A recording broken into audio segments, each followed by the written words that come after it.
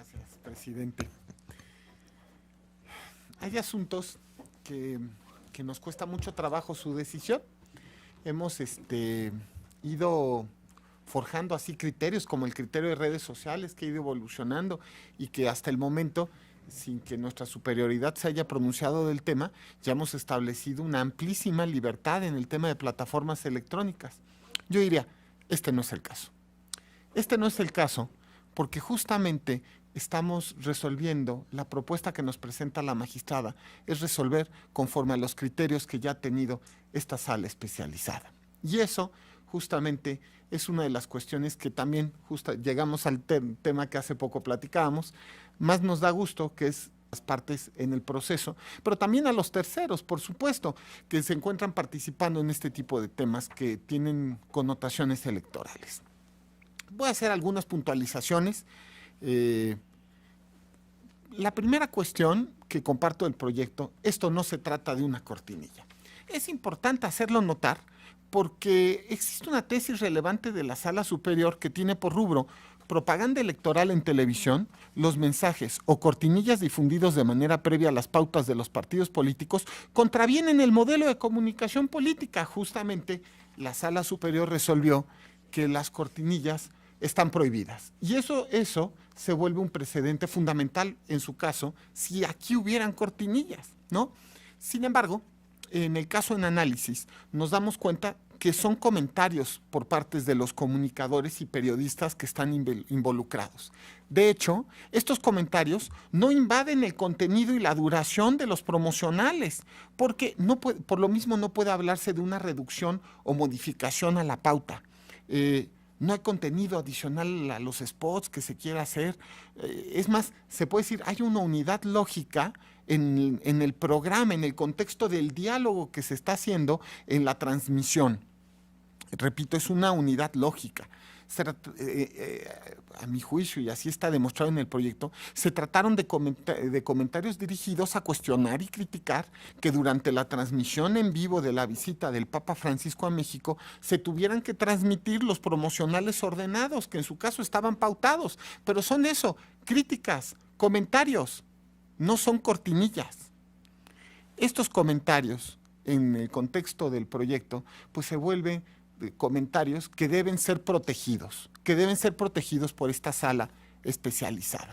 Pero además de que estos elementos hacen que ya no estemos en el supuesto de la tesis relevante, tiene que decirse, como bien lo dijo la magistrada, que los artículos 1 de la Constitución y el 29 del Pacto de San José establecen obligaciones hacia las autoridades.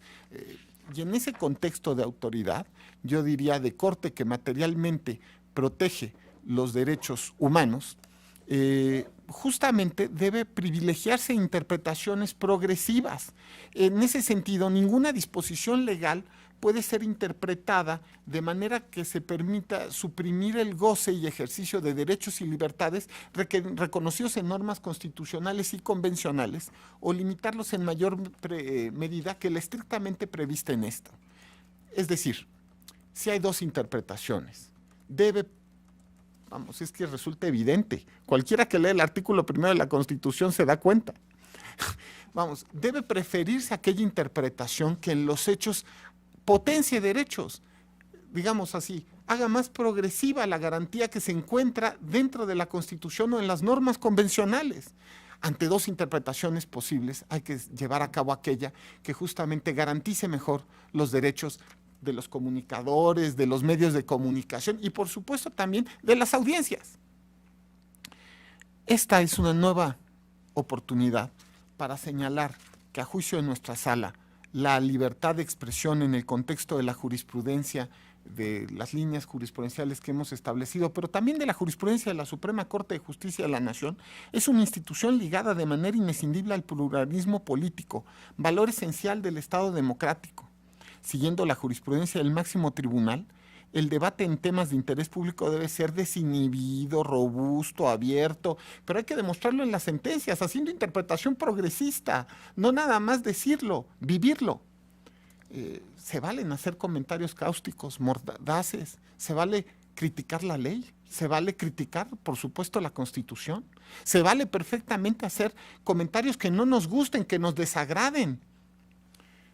Bueno, esas son las demandas de una sociedad plural, tolerante y abierta.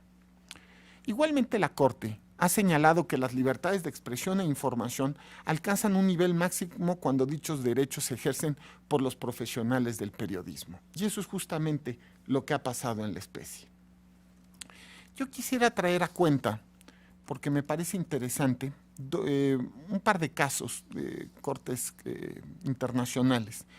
Es el criterio de la Corte Interamericana, es el caso Uson Ramírez, en que se ha señalado que las expresiones concernientes al ejercicio de funciones de las instituciones del Estado gozan de una mayor protección de manera tal que se propicie el debate democrático en la sociedad. Voy a citar textualmente, me gusta especialmente un párrafo.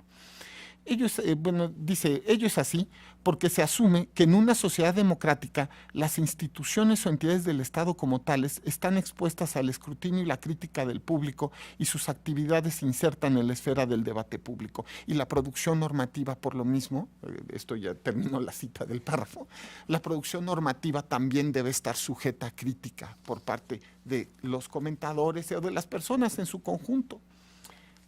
Hay una sentencia también de la Corte Europea de Derechos Humanos, es el asunto Perna contra Italia, donde dice justamente, este párrafo me parece importante, la libertad de expresión constituye uno de los pilares esenciales de una sociedad democrática y una condición fundamental para su progreso y para el desarrollo personal de cada individuo.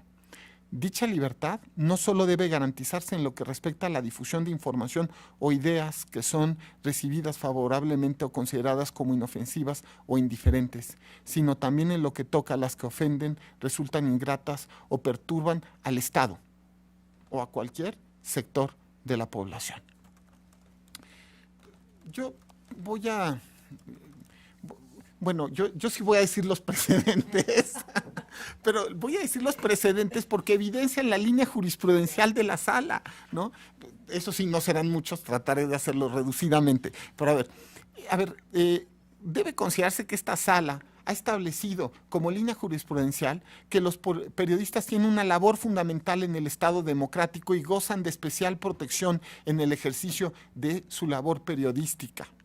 De hecho, se ha fundado en diversas normas convencionales, constitucionales, lo hago notar. Así tenemos el asunto central 13 del año pasado, en que se confirmó el retiro de un promocional porque no se apreciaba crítica alguna a un promovente, quien era un profesional del periodismo, ni a sus ideas, opiniones en su labor periodística o en el ejercicio de su profesión. Simplemente se transmitió sin que hubiera relación audiovisual del promocional. El asunto central 18 de 2015, al denunciarse la difusión extraterritorial, me parece en ese caso fue de un gobernador, a través de un suplemento especial de un diario de difusión nacional y otras diversas publicaciones en otros 3 diarios, se señaló que lo concerniente que debe garantizarse la protección plena de la actividad que desempeñan los medios de comunicación social impresos, especialmente por cuanto hacen a sus libertades de prensa.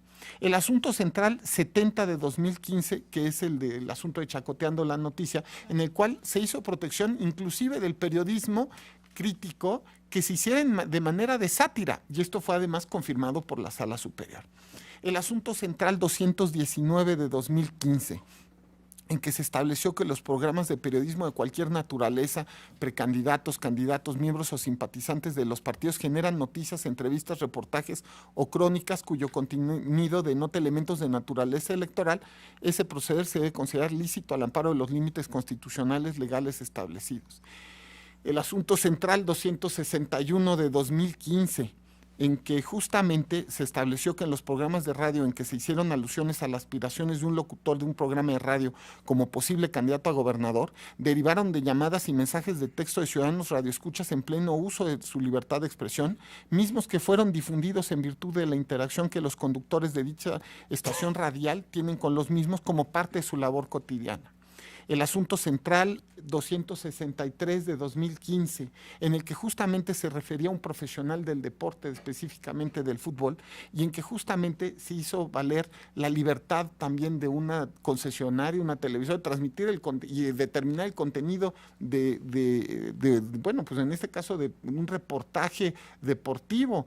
Y el caso que justamente resolvimos hace no mucho tiempo, que es el 275 de 2015, y que justamente se refería a la cobertura noticiosa de una organización editorial periodística también, que tenía que ver justamente con un informe de gobierno. Y que se estableció con claridad que había se debía amparar la amplia libertad de expresión que resulta inherente a la labor del periodismo en la medida que se trataba de reportajes y crónicas.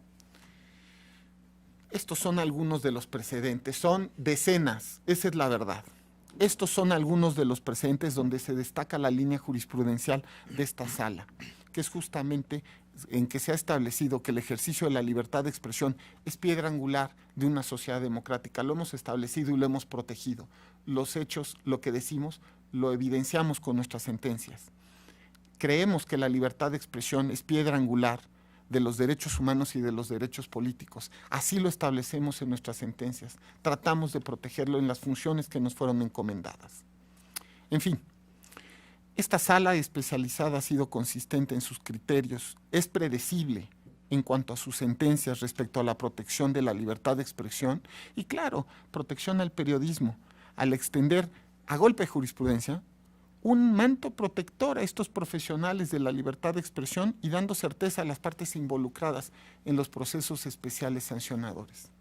Estoy totalmente de acuerdo con el proyecto, creo que no podía estar más de acuerdo con un proyecto, pero es porque en un estado de verdaderamente democrático, el pensamiento y la palabra deben ser libres y debe protegerse el derecho de todas las personas y grupos de la sociedad a expresar opiniones que se diferencien, incluso radicalmente, de aquellas mantenidas por las mayorías o por un cierto sector. Yo voy a hacer una cita también.